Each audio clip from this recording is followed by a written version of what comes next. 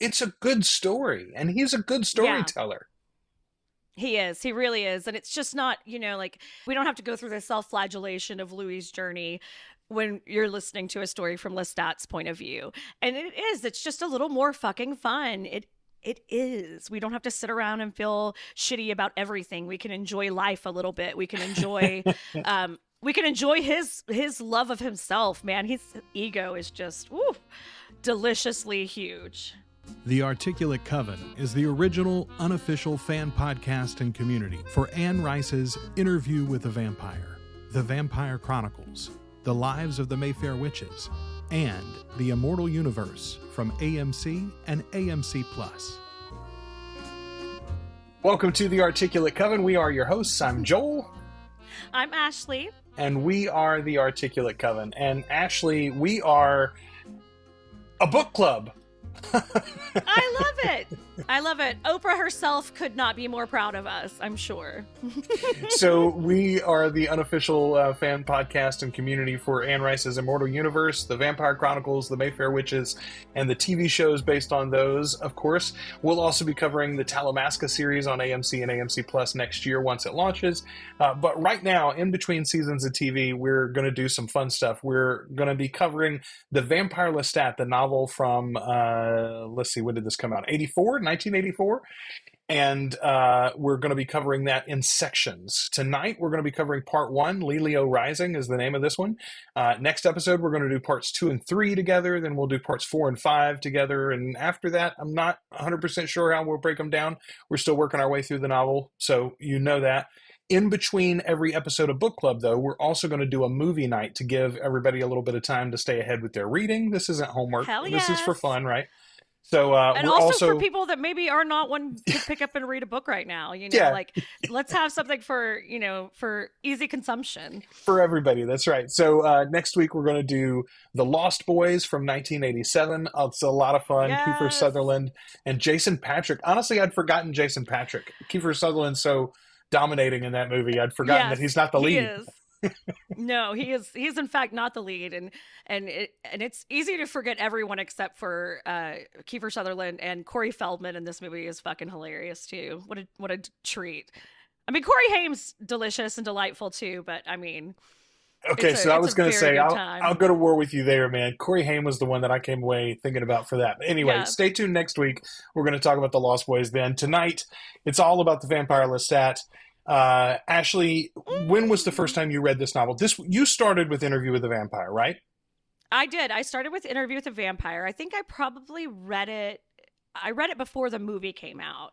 What kind of got me into Anne Rice was this copy of The Witching Hour sitting on my mom's shelf, and it was just there and kind of foreboding looking, and the hardback cover of that was really was really cool, and I was just like, I'm real interested in this, but it also looked like a big fucking book, and so. Somehow I ended up with my hands on a copy of Interview, and I read that first. I read Lestat, the Vampire Lestat, very quickly after that, and then kind of read, caught up, and then read as things came out. So I was always like, I was ready with that copy of Mimnock in my hands when Mimnock came out, and so that's kind of how I was with it. How Yeah, about you? you and I got into it at about the same time, slightly Yeah, different circumstances for the entree. I was just thinking, though, while you were telling your story, Derek O'Neill, member of the Facebook group, which, by the way, we're on Facebook with a private group, almost 900 members and counting there.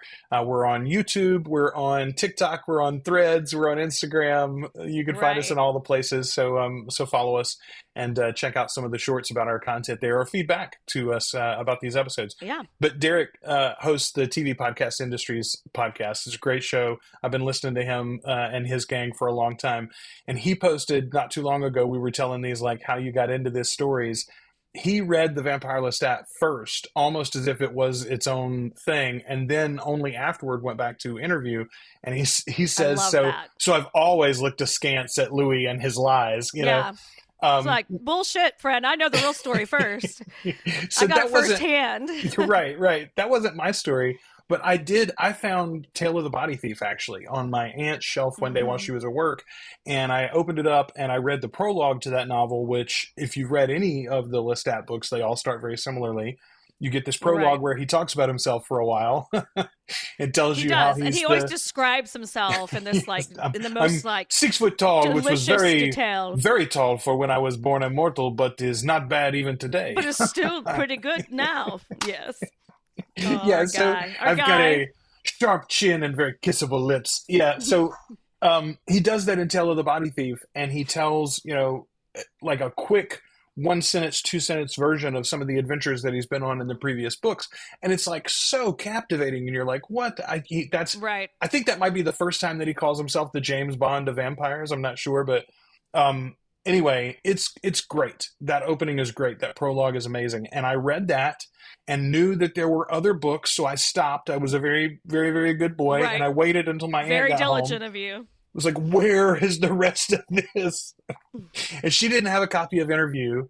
She didn't have a copy of the Vampire Lestat either. If she had, I probably would have read it, even though it wasn't the first book. But realizing that it was sort of a prequel. Right, exactly. So, but I waited, I got home, and I got my copy of Interview and raced through it. But the whole time I'm thinking, this isn't right. This isn't the guy that wrote that prologue, So you get to the end of that. I get into this book. And it was magic. He really is. It's a good story, and he's a good storyteller. Yeah. He is. He really is. And it's just not, it's not, we don't have to go through the self-flagellation of Louis's journey when you're listening to a story from Lestat's point of view. And it's just a little more fucking fun. It is. We don't have to sit around and feel shitty about everything. We can enjoy life a little bit. We can enjoy, his love of himself, man. His ego is just deliciously huge. Well, okay, but what I found very compelling was the fact that he does not have an easy life, though, right? Like, he is this easy-going, carefree, loving life guy. That's very true. But, like, he's got a tale of woe here, and that's what we're hearing as he goes through his story. It's an interesting one. And even from the very beginning, I feel like he's compelling and charismatic, and he draws you into his story in a way that, make it clear why she didn't write very many books with Louis as the lead later. Right. This is so much more fun, and he's, even in describing his like how difficult his life was, and like the trouble he always had with his father, and how abusive of an environment it was. He still has like a love and a desire to be great and to do something, and to live life in a way that is not satisfied by his current existence. Lestat as a young man, as a teenager, he's always searching and wanting more. It surprises me that he didn't try to learn how to read on his own, almost, because that thirst for knowledge that he has, and he kind of holds that against Gabrielle. He says that she doesn't teach him to read.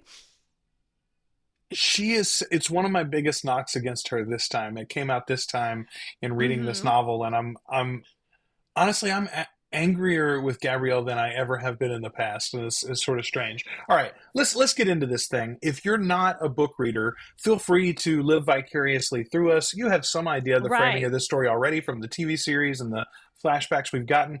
We'll give you a little bit more as we go along, and you'll get a good glimpse of this thing, even if you're not into it. Let me suggest, the audiobook is fantastic. You can really find yourself carried away by it. So even if you're not a reader, this novel is well worth it, and Simon Vance does a great job with the narration. So go check it out. Yeah, and we're happy to be your very enthusiastic Cliff's Notes in the meantime. Yeah, that's right. That's right. Okay, so I love how Lestat is enamored with everything about the 80s. He likes the colors. He likes the sensuality. I will say, and I think it's maybe even something that we've talked about on the show before, the world that you and I were born into and like became aware of in the 80s, especially the late 80s, like it was a good time to be alive. It seemed like everything was Yeah, possible. We were past the worst of the Cold War. Like we were pretty right. sure at that point we weren't going to destroy ourselves anymore as a Right. civilization. You know, They weren't making us hide under our desk in case of nuclear fallout at that point. So we were exactly, doing exactly. better than our parents were. Yes, yes. Again, it was one of those, it was a generational move where our parents were going to do much better than their parents had done. And everything was set up for us to do better than our parents did, which is the whole And you saw like point of a the lot thing. of rapid, yeah, and you see a lot of rapid change. You saw, because technology, as we all know, increases exponentially, and this was like the first big boom, that time period of technological growth, as far as like getting computers into a situation Yeah. where they didn't take up an entire room in like a fucking building. So it's just, there was so much going on, and so much, everything was loud and fast, and everyone did uppers, everyone was doing fucking cocaine all the time, and like, that's like, the 80s had a real fucking vibe. And I think too, like, I've always related the way Lestat is in this opening of this book to, like, he has to be just so fucking into the hair bands. And I think that's something that's what makes me so, like, wary of of like any version of this that could be presented. Just because it's like, oh, I'm automatically like making him the lead singer of Rat, you know? Okay, so I honestly think this is the perfect time in music to have him take center stage and to be like a melding of genres in a way that wouldn't really have worked in other eras. I made the joke in the Facebook group, about the fact that like he's going to be Taylor Swift. Like we just had the Eras tour. Like that's what we're looking at, right? Maybe I made that on the show. But it's not just Taylor Swift. Think about the other like big names in music. I was thinking today, listening to what's her song Fortnite off the last album, okay? And the version of Fortnite that was playing in this playlist that came up was the one that has Post Malone in it too, right? What genre is Post Malone's music? Right.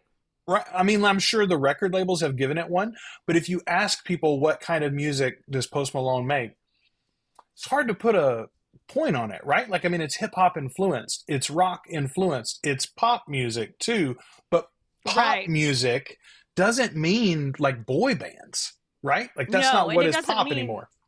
yeah, it's not like bubblegummy necessarily, but it can be, and I think that Well, we're okay. definitely in a genre-defying time of music right now that is really appealing for the placement of the show, I think. Well, okay. The my 15-year-old was making fun of me earlier today because I was listening to Sabrina Carpenter for like Oh yeah, she was just this. on Hot Ones. Okay, but her song "Please, Please, Please," which is 100% bubblegum pop music, right? It's like just Mm-hmm. as syrupy as you can get, except it's like female empowerment, and she's telling off her partner, and the chord, like the line that everybody thinks of is "Please don't embarrass me, motherfucker," and she says it funny, but like that's not the pop music that you think of. Wouldn't have a line like "Please don't embarrass me, motherfucker." So like that's edgy Right. and classy in a way. Anyway, I feel like it's the excuse me. I feel like I got verklempt. I feel like it is the perfect time for Lestat's arrival in pop music. And yes, in this novel, it is fun. He talks about rock music in like this heightened, like rock is inherently supernatural, inherently almost like Right. spiritual in some way.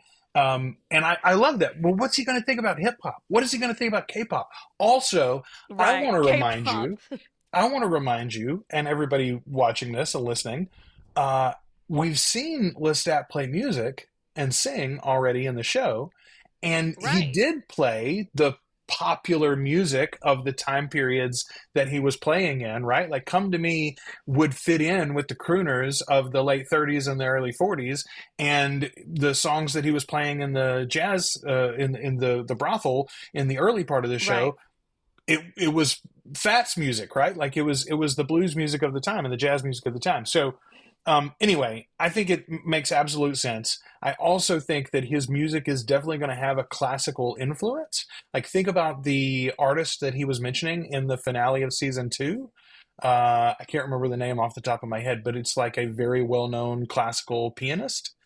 Mm-hmm. Like in the real world, that's the name that he mentioned. And so, yeah, anyway, I think it's going to be a mixture of things. I think it's going to be very eclectic, and I think it's going to fit. I think it's going to be a hit too. I'm maybe they don't make a whole album, but there'll be several Right. songs in the show, and when they drop them, just as they did Come to Me, I think they're going to be hits. We're gonna Like, be crazy about them. We're gonna act like fangirls. I mean, like the fangirls that we are. In fact, yeah, we're gonna welcome anything that we get. I think because it's gonna be good. How could it not? Lestat had an interesting point here in this opening chapter. He says, I was having to work for a living, talking about how rare killers were. He's Mm-hmm. looking for the evildoer. I love, though, that he acknowledges in that way the progress that society has made, right? Like, I think too Right. often we think about, because we know all of the bad things that are happening in the world because of mass market media, it feels like, oh, it's so bad now. No, guys, like, It nobody could dies have of been. It could have. starvation, comparatively Right. speaking, Well, to most of history, right? comparatively. Yes, Right. people are not under oppression or slavery at the level in which they have been in most of human history. How Right. You're much more not active and involved are women in most world governments, et cetera, et cetera, et cetera. most world governments. Yeah, leaving a few specific ones out, Ashley. We have to. Whatever. Um, okay. I love that he talks about in his early family life. There's a lot of stuff that I really like there, but um, I love the fact that he becomes a hunter as an outlet for, he doesn't fit, right? Like he's the Yeah. unwanted brother in a lot of ways. It's a poor Yeah. family to Well, it's start like with, that poor nobility, so they've got nothing to second do for any son, of these people, right? second son syndrome. Yeah. Spare Yeah. and an heir and a So spare. but hunting though is something that none of the rest of them do properly. None of them do well, Right. and so like he can hold this one thing over them, and also they enjoy it because it feeds them. So like it's hard for Right. them And to they're argue with. yeah, and it's a way that he can stand out at least to himself, even though they don't really acknowledge what he does. He knows that he says that there are times that his family would have starved to death if he had not been hunting. And I love that. I love that he chose something, and also that Gabrielle pushed him in that direction, as though it was like, here's something appropriate that your father is not going to be a dick about, that your brothers aren't going to give you shit about. Here's something time period appropriate and age appropriate for you to be into. And so he kind of takes that and runs with it. There's a quote here: "2 times I tried to escape this life, only to be Mm, brought back broken." So I hate it. Bless I him. think this is how you start the show. And when we get back in season 3, first of all, I've got something I want to suggest for season 3. I want the whole first episode with narration from Lestat, modern day Lestat, telling his story, right? Getting it right. But we don't see or hear who he's telling the story to until the end of the first episode, at least. And then it's like, Oh, I would love that. is it Daniel? Is it somebody else? Is it, who is he talking to? Is it Louis? Who is Right. he telling the story to? I think that would be a cool thing to hook back in. And then still, then you could leave that open for the rest of the season. What's the relationship between these two people? How did they find each other, et cetera, right? But here's how I want this show to start for season 3. I think there's a beautiful way to tell some of this early part of his life while not dwelling on it, because let's be honest, we want to Right. get to Paris, we want to get to Nikki, we want to get to Magnus, we want to get to all of that. That's the exciting part of this story. It doesn't even Even take up much of the like no, part one. It doesn't even no, like a lot of part one is him exploring his friendship with Nikki and all of that. So it's not even like the biggest part of it. but it is important. It's key to who Lestat is. It's already come up, even in Louis' version of it, translated down in the scene from season 1 where he's at dinner with the Point de Lacs and he tells them about the monastery. But to me, Right. here's how the show starts. Okay, episode 1, season 3. You hear Lestat's voice, maybe you even see him. I think he puts on a record. And then you hear orchestration over these things that you see. But he says one line: Paris and New Orleans, were not the first time I lost something I loved. And then it cuts to a crucifix, and all of the rest of this plays without any narration at all. You just hear the music while you see it play out. You start on a crucifix and then wide out from there to the seminary. Young Lestat's learning to write. He's being, lectured to, and you see the smile on his face, the glow in his little angelic robes, and you're like, this is the Lestat that could have been. He could have been a priest, would have been a good one, honestly. Right. Could have, saved many souls and changed the world, et cetera, but that was not to be, because right outside the window we see his brothers and his father coming in and then dragging him screaming and kicking out of the seminary. Then we cut to Lestat in a small town theater audience, and again he's beaming, he's watching the show, he's enjoying it, he's hanging out with the players after the show is over. Suddenly they're running away with the troupe. He climbs into the wagon and they're driving out of town. And then cut to horses from behind as his brothers and father come and drag him away again back home. Then you cut to Lestat, older now, played by Sam finally, and he's riding out with his rifle and his mastiff and his horses to fight the wolves. And then we see the battle play out. He loses his horse in the battle, right? And then he's almost dead. He puts the wolf up on his shoulders. He's walking back into town. And just before we cut to that first commercial break, because I know AMC is going to keep the commercial breaks in, just before we cut 100%. To that first commercial break, one of the townspeople sees him as he's coming back into the edge of town just as dawn's breaking. And you just hear them whisper to themselves as he passes, "Wolf killer." That's how I want the show to start. And then we come back into a story, but it's like, that's the thing. It's like, yes. You just storyboarded the shit out of that, Joel. Listen, I've been thinking about it a long time, actually. Right. 100%. But I do think those moments are important. I want the seminary in there. I want that first theater troupe in there. You're right. They don't need to linger. Have it. Yeah. Well, I mean, literally, you can tell it in 5-10 minutes. Yeah, I mean, it could easily be like it is. Like it's just this much of the book, It could be that much of the series. But to include it, I think, was very important because it does tell you who Lestat really wanted to be to start with, and it wasn't who he becomes. And I think that that's an important part of it, too, because it is important to acknowledge who he was as a mortal, because that informs exactly how he ends up in a position to be hunted by an immortal. Yes.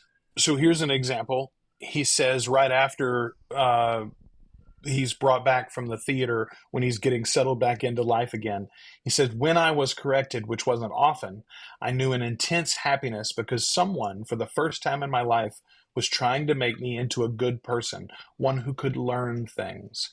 So here's the deal. Louis and Claudia both shit on Lestat because he's a terrible maker and a master, right? He doesn't teach them anything. He doesn't walk them through the vagaries of vampiric life, et cetera, et cetera. He doesn't know anything about their history, and if he does, he's not telling them. Lestat's never been a pupil. He's never been allowed to be a pupil. He doesn't know what the teacher-pupil relationship is like. He's never had a mentor. He can't have you as a mentee. It's not ever going to, it's not his fault. He's doing the best he can, honestly. Yeah, if you've only had shitty bosses, you will be a shitty boss. Right. That's just the facts of the world. So I like the little glimpses we get of Lestat depression, and it comes up a handful of times. I just recently personally getting into the section with Marius in the book, and there's a really bad sequence of his depression right before Marius comes in. But here he says, while he's still mortal, "I could affect nothing. The silent ebb and flow of life without changes seemed deadly to me." It's the stagnation for Lestat. Things have to be happening. We have to be progressing. We have to be moving. Things have to be changing. That's why, like, that, whatever it was, 7 years, 10 years in New Orleans, where Louis just letting the shit pile up in the house and they won't even go out. God. It was as bad as if Louis had left for Lestat, honestly. Right. I mean, he is, it's everything that he is as a person that is amplified in him as a vampire. When you see that he is prone to prone to fits of passion. And he is. That's true, and that's just going to be amplified as he becomes a vampire, and his need and want to belong and be part of something too is really real. I think that's something about, like, as a theater person, we totally get. That's something that drew me into theater from get-go, is that it's collaborative, and it feels like a family. You live and breathe and sweat and cry with those people, and it does become something more. And if you don't belong in your family, of course you're looking for something else. I know that I have felt that way myself. So I was someone who literally, like, ran away from home to go join a theater company. So, okay, that was my next note here too, because this just rang so true. First of all, I think it would be hard to be a theater kid and not like this fucking book, by the way. Like, this book Oh my is God, for just sure. boiled in it, right? The ecstasy I knew when I stood on that little wooden stage. This is the first time that he actually stands up and plays Lelio with the theater troupe. And it's like this incredible moment for him before his father and brothers come to get him. But the stage saved Lestat. Like, that's the way that he feels about it in that moment. And of course, I think how old must he have been at this moment? Like 16, 17 years old, 16, probably. yeah. And like, do you remember how much everything mattered when you were 16? Like, everything mattered so much, right? Everything's Joel, I was that way when I was 18, 19, 20 too. Like, I mean, my God, I'm probably still that way a bit now, but no, it's so, okay. Yeah. Like, everything is the most serious. Everything is life or death when you are a teenager. I mean, I think that's something intrinsic about that age, because it's all the hormones, it's all the turning into an adult bullshit, at that time period, at the age he was when he was experiencing that, you were already expected to be a fucking adult, so, like, not just an adult, but like, he might have been running his own manor or like, right, taking on a trade because he had already been the apprentice for long enough or whatever, Exactly. Yeah. You're on to real life shit. You probably have a wife and 2 kids by now. Okay. So Gabrielle, and we've talked about this, Gabrielle's going to be, to hear Rollins say it, that's the second main character of season 3, which is excellent. Great. We need that story told, and we haven't really had it at all yet adapted to film. She's such a complicated character. Okay, let's start right there with how complicated. She comes in trying to have a moment with Lestat. This is after the wolves, when she's like finally trying to put him back together. Yeah, he hasn't bathed in days. He's still wearing his bloody clothes. He's a mess. Okay, Gabrielle and Lestat share their fantasies of killing the entire family. And then Gabrielle tells Lestat about how she wants to strip naked, walk into town, and get a train run by every man in town. Yep. Oh, also, I'm dying. Also, I don't know if these things are related.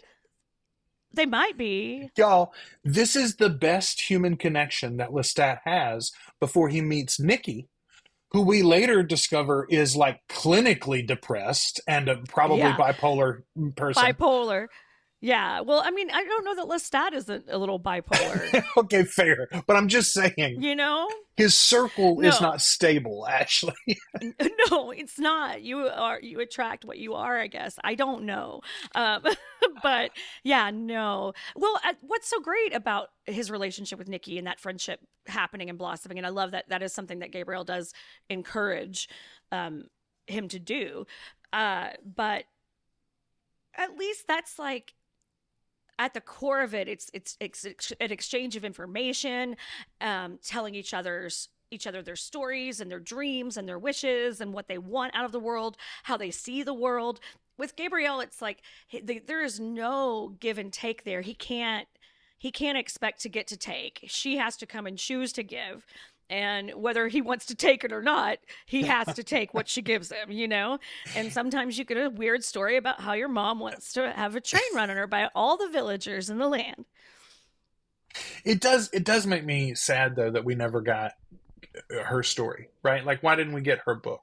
Yeah. Where she explains her young life and then some of those adventures in the jungle that we want to know about, from later on. Like, for sure. Anyway. And we know too that there's a reason she is how she is as a person and as a mother. Sure. And, there's a journey she went on. You get a little bit of it here and there, but yeah, I do wish that's a story we had gotten. Maybe someone will write it one day.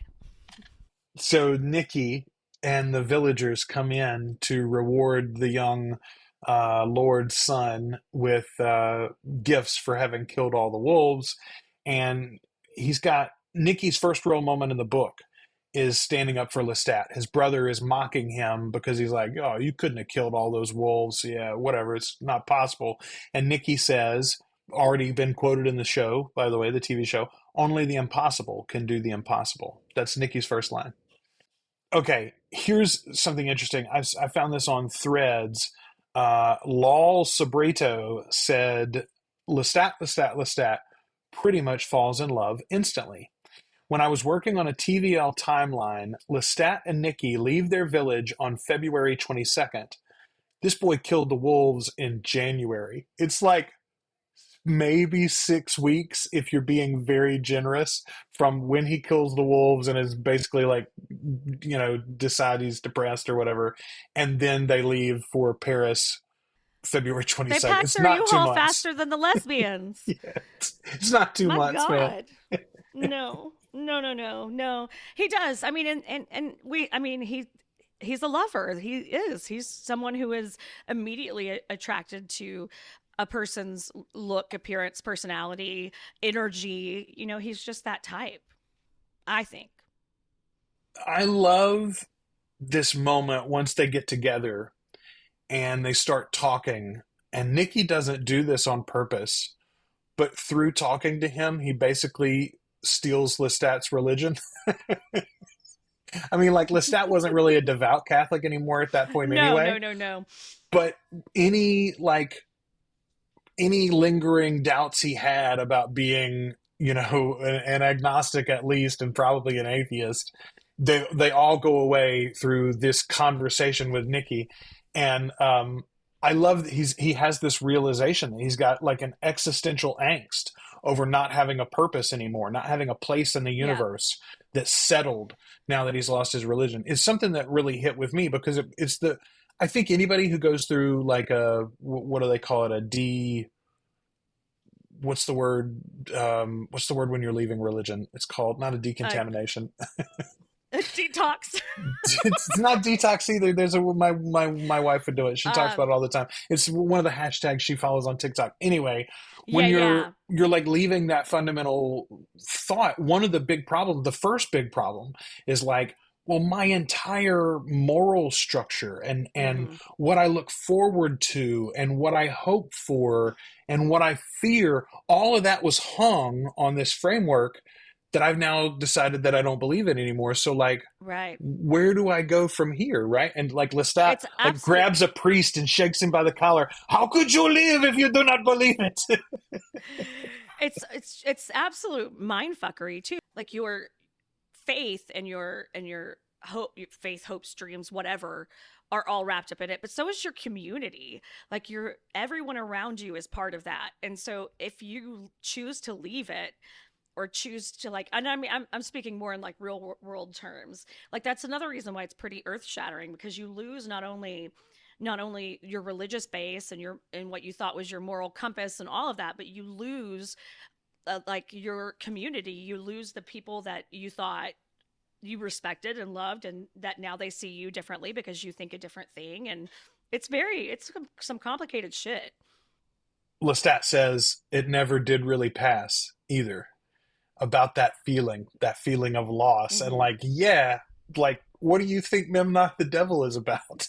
Right, absolutely. And there is a fear, I think, even for people that don't believe in anything, that that fear of nothingness is pretty fucking grim sometimes, like that there's nothing out there, there's nothing left. What keeps people from being just the worst things possible? What keeps us from committing genocide? What keeps us from, it's just, you can really get fucked up in your head about it if you live in that space too long. So Gabrielle gives Lestat some jewels from her family stash, something that she's already done a few times before. She Right. sent him to the seminary with a jewel, I think. She got him the weapon and the mastiff with a jewel, and now here she is. I need you to go to Paris. You And got to she get the tells fuck him, out of here. she says, I want to die knowing you are in Paris, Lestat. And it is a gift that she's giving him. But at the same time, this time especially, it struck me, it's abandonment. I mean, she's abandoning him. She could just as easily have gone with them, right? And he tells her this. He's like, come with us. We'll all Right. go to Paris. I don't think it would have gone any better in Paris if she had stayed. I mean, if she had gone It with him. would. No. But it just occurs to me that like abandonment is really all that he's ever known. His father. Right. She's definitely, at the very least, she's pushing him away from her. So the only person she really seemingly cares about doesn't have to watch her die. She knows that would be really horrible for him. And I think that's, if there's one saving grace in this choice that she makes here, it's pushing him away for his own good, or what she thinks is his own good. Is that, would you think that that's a selfish choice? I mean, Yeah. I think about dogs doing this, right? Like I've had a few old dogs. They'll get out and just go away when it's time to go because they're like, I'm going to go off and die. Right. And that's not what Gabrielle is doing. But I do think you're right. I think she doesn't want to see the one person that she cares about in this family watch her waste away. But it's probably, she doesn't want to have, it's because of how it's going to make her feel, not because of how that's it's what going I'm to make saying. him feel. Yeah. It's not. Gabrielle especially is not the kind of person who does much out of empathy. I don't think. That's not really her style. So I love Paris. I love this opening part of Paris because we get it from Lestat's perspective first, and it's like, and Paris was exciting, and even when we were hungry, we were fun, and we did everything, right. And we ate up poverty bottles with of wine and bread. Zest, and yes, and like all the good times and the bad times, they're all the same. He likes working as the fucking janitor in the theater just as much as he likes being on stage. Like it's all good for him. And meanwhile, when we finally get a glimpse into Nikki's processing of it all, he's like, I brought us to Paris to die, Lestat, and that's what we would have done. Except you are so fucking you.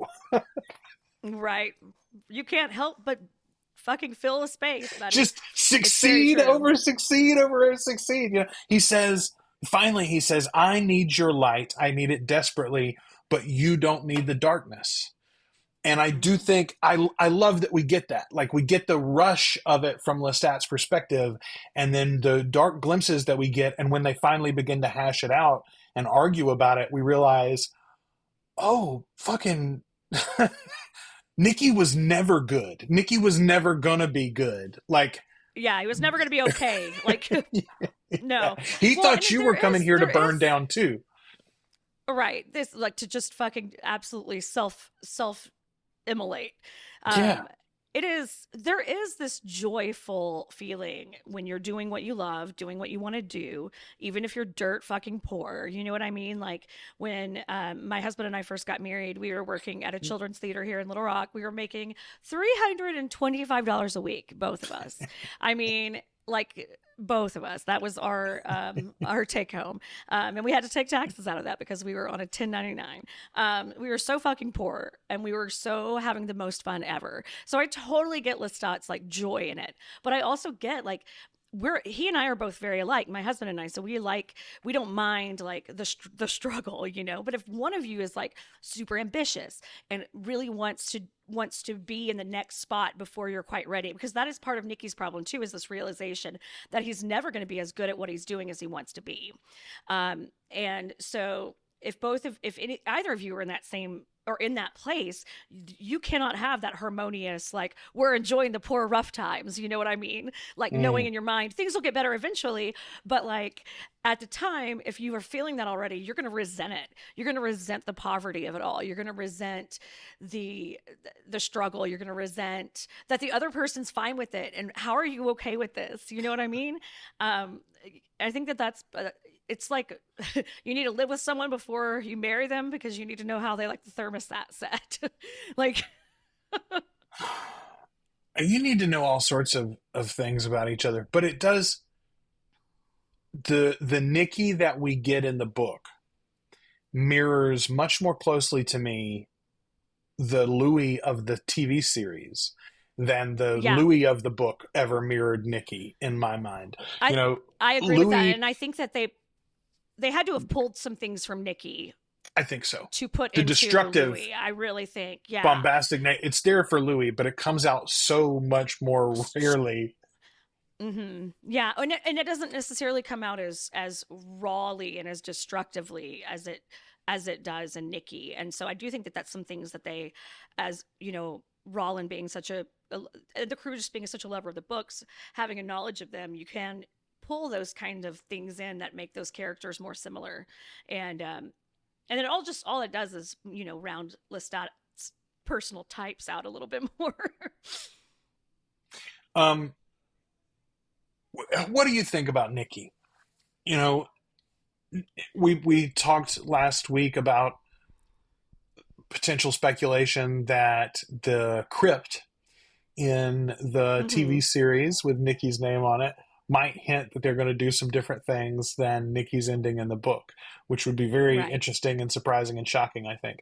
But what do you think about this first great love? First of all, I want to say how jealous I am of the idea of their conversation. I talk with Yeah. my wife about everything. God knows I talk to her too much, probably for her taste sometimes, and she talks to me about all sorts of things. But the idea of this conversation, our conversation, as Lestat refers to it, and it wasn't about one thing; it was about all things, and it went on and it Everything. expanded and contracted and it grew and whatever. I've absolutely had that kind of relationship with friends before. I've never had it in a loving relationship, in a romantic relationship, and I do wonder. Is that inherently a destructive force to have in your romantic relationship, perhaps? I mean, I don't, I feel like, Brett and I are the type of people that will stay up until like, 5, 6 in the morning, at least probably once every 2 months, just talking about how much we like each other and how lucky we are, and all the things that we enjoy doing and why we enjoy doing and what we want to do next, and that sort of thing. And I think that, but ours don't ever end in those horrible fights. And I think that that's probably the biggest difference, is that we're not, because we're on the same page, we're not getting to those points where you're having a conversation that's so deep and meaningful, and when you hit a point that you disagree, of course you're in this heightened state of having this like intense conversation about everything you think and hope and believe in, and then boom, now all of a sudden someone's like second guessing what you just said, and now you're like, oh my god, I'm taking a lot of offense to that when I normally probably wouldn't take offense to that.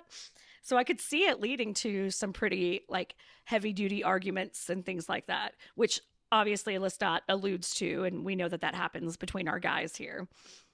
Well, it's interesting to me too. In the show, in the flashback episode where we got to see some of this story, we get like very clear indications that Nikki is jealous of Lestat and Armand's relationship.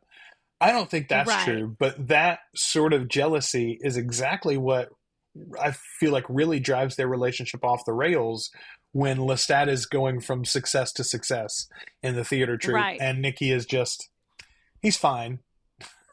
Yeah, he's doing fine. He's playing well, and everyone loves he gets standing ovations for his little moments of his solos, but it's not as successful. And he knows Lestat, the sky is the limit too. But, like, because okay, he's not doing anything that he that's needed to start doing when he was 14, like playing violin is.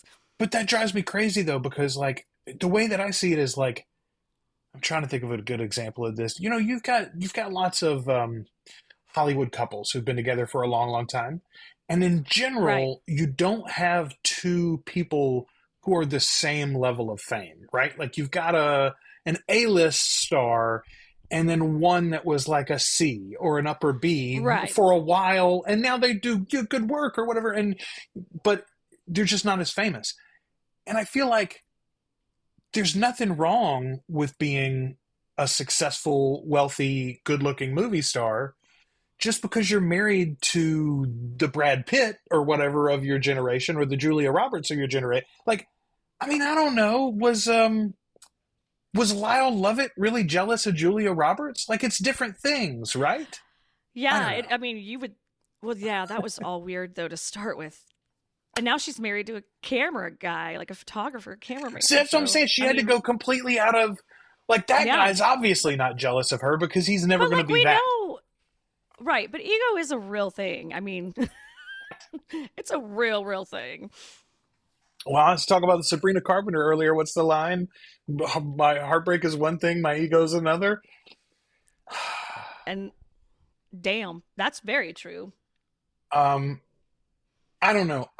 I came off this time not really liking Nikki, and I feel like, oh, okay. I respect that. If I was in this theater troupe, I would have been trying to talk. Lestat, let me tell you, you don't Lestat, need to be hanging out with this trouble. asshole.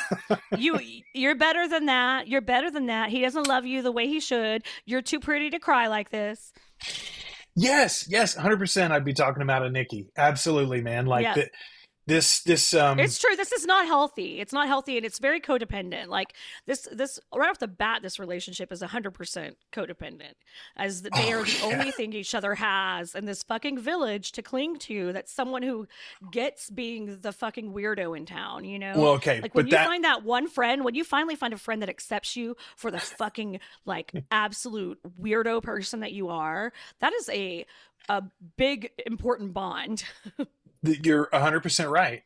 But that goes back to Nikki's line, I need your light. I need it desperately, but you don't need the darkness. You know, Lestat was in a down moment, but he had already had down moments and had overcome them. Laying in that bed after the wolves, like, somebody would have made him that cloak, is all I'm saying. Somebody would have made him that wolf cloak, and he would have put that red velvet on and been fine. Yeah, absolutely. Because that came from the fucking tailor, not even Nikki's dad, was it? Yeah. Or was he? No, his dad was the tailor. I can't remember. Was he the tailor? Wasn't his father the tailor? I think his dad's the tailor. I can't remember. It doesn't. Anyway, I literally read it today and have already forgotten. It doesn't matter. It doesn't. Here's what I love, though, and I hope the show does this too. As that relationship descends and begins to spiral into, like, clearly this is not working, simultaneously, Lestat begins to notice the presence and see the face in the audience. And God, I hope that we get this part. This is one of my favorite things in the book. It's such a visual thing from the book. It is such to me, like something I've been able to see in my mind since the moment I read it. Like, been able to see it from the perspective of standing on stage and knowing and having that moment where you just notice someone a little odd out there. And like that happens from time to time. Face almost a mask. Then you're like, what the fuck was that? You know, there's no way they're not going to do it. There's no fucking way. And these guys know how. They already kind of did it with Armand a little bit when Armand was in the audience with Lestat performing. So we know that they've got that. And they mirrored that, all of those shots of Armand sort of stalking Lestat were mirroring the shots of Lestat stalking Louis from the beginning of season 1, right? So yeah, absolutely. Yeah. Here's another thing that occurred to me, and it's not just in this opening parts of the book, but it's all throughout the book. Come to me. Fucking everybody says come to me. Which, of course, they made a big deal of in season 1 with Lestat doing it to Louis, and then that's the song that he sings even, you know, and now in season 2... we saw that Armand did it. I didn't either. I mean, I guess it's a common phrase and you don't think about it that way, but like Magnus does it eventually to Lestat. Later on, Marius does it, but also Marius, when he's telling his story about the elder did it to Marius. Like it's again and again and again. Yeah. Yes. And it's so weird that it's not something that we picked up on, like phrase wise. And I guess it is because it is like, and it's even phrased the way it would be in that time period, so it doesn't seem off or weird at all. And but it's such a like a repetitive like driving force through the show.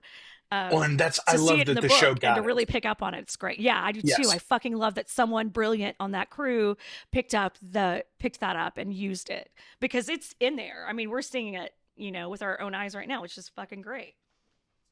That's something that's cool about reading it now, is seeing all the things that like have already been sort of either hinted at or like, you know, like You got the smell of it in the air. It's fantastic to be able to go back and relate it to the show that we know and love so much. Absolutely. And I think, again, even if you're not a big book reader, if you really enjoyed this show like we have, there are things to be gained from rereading, especially this book again, I think. Yeah. I think that'll be true of Queen of the Damned when we get there as well. Oh, yeah. Okay, so I told you how I think this show for season 3 needs to start. Let me tell you how episode 1 needs to end. So Okay. this relationship has begun to spiral downward. The theater is going well. Nikki and Lestat are doing poorly. They're arguing in the flat, and specifically they're arguing because Lestat is trying to explain this presence, this face that he's been seeing. Nikki's saying it's nonsense. He's a little drunk. Your star's rising. Mine's falling. They both are lying down. Lestat's, okay, fine. I'll leave it alone. He tries to hug him. He kind of gets tossed off. And then he hears just one word in that fucking terrifying voice from Ron Perlman. Isn't that who I said needs to play him? Magnus. That'd be the best. You start, the first real word of the episode is wolf killer, as one of the villagers sees him coming in carrying the wolf. The last word of the episode is Magnus saying wolf killer as he calls to him. And then Jack's eyes close as he dies on the island and the plane flies overhead. I'm super, super excited for Magnus. That is, I am too. mean, maybe it's just because we've already seen Nikki and we know we've got some idea of what Nikki's going to give us when we see more of him in season 2. Magnus is more exciting than Nikki. Let's be real. Like this is. Well, we get so little. Fucking game so little of him here. Yes, yes. And you know they're going to do it upright. Magnus. Like, we've already seen that fucking tower, like they've already shown us where the shit hits the fan. So that's the first thing to me in the books that like really hints at this ancient, broad world full of other characters and interesting things. Before we get Armand's story, before we get Marius's story, we get this hint of like 500 years of cool shit happening with Magnus. Right. This necromancer from, the medieval world. Who is this guy? Don't worry about it. It's not important. Yeah, it's so you'll never find out more. Sorry, that was just a little teaser. No, it is so great. It's so it is, because it's one of the first things that sets up this greater world. And I love it's just always fun to me how our vampires are seen in whatever times they're living in. If they're seen as like a wicked necromancer that lives in a tree, or whatever shit, the druids in the grove with Marius and things like that. I think it's so interesting to see how our cultures explain our supernatural and preternatural phenomenon. Well, and we even get that into the modern day with Vampire Lestat, but a lot in Queen of the Damned, where we see how and Mimnock as well. Yes, but how people respond to this like there are fans of the Vampire Lestat's music who really think he is a vampire, and they're going to be made by him, or made by another vampire or whatever. They're going to get converted, and then there are people who just are like, well, that's that rock star. Right. It's of course that's a marketing nonsense. ploy. Yeah. Yeah. What a marketing idea, though. I think that's 100% the way that it would actually happen. You'd have a small segment of people who would make it their whole life that these things are real, and we've got to respond to it or go with it or fight against it or whatever. And then you'd have a huge group of people who are like, the who's he, what's it now? Where's he playing a song at? Yeah. All right. That is part 1. We're not going to get into part 2 because that is the legacy of Magnus. That'll be our episode next week. We're going to talk about part 2 and part 3 of the Vampire Lestat novel next week. Yes, and here's the reason why. I think part 2 and part 3 do a great job of bringing in Lestat's father and Lestat's mother. Right? Mm-hmm. We get excited. Magnus and we get Gabrielle, and those two are the ones that matter, I think, for the evolution of who Lestat is. It's not his mortal father. Yeah. All right. Until then, here's your homework. Go and watch The Lost Boys from 1987. We're going to talk about that next week on a movie night, and then we will be back with our book club here on The Articulate Coven. Ashley, I would be remiss if we didn't mention it. we have a merch sale. There are links in the show notes. You can find the merch there. But you've got quite a selection of T-shirts. There's some hoodies. There's some tank tops now. There's a notebook. Yeah. There's some hats. I think that's it. You can journal your own thoughts about how you'd like to kill your maker, or in our sweet little journal notebook. How you'd like to walk naked into town and make love to the whole village. Whatever floats your boat. Whatever your inner feelings, your innermost feelings that you need to express are. We have your journal for them. I appreciate everybody who's taken part in that, by the way. So the way that this is going to work, we'll tell you about it a couple more times. By the end of the month, this sale will be over. The first batch ends on July 30th, and then they'll start shipping the merchandise then. So get your orders in now. You can find that at articulatecoven.com/merch. And again, the links are in the show notes. So thank you for that. All right, Ashley, until we talk to you again, we've been your hosts. I am Joel. I'm Ashley.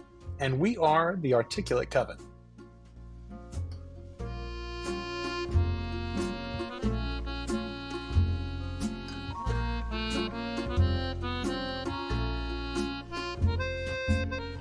Thanks for listening to the Articulate Coven. If you enjoyed the show, check out our groups on Facebook and Discord. Subscribe to the channel on YouTube. Or find us at articulatecoven.com and wherever you listen to podcasts.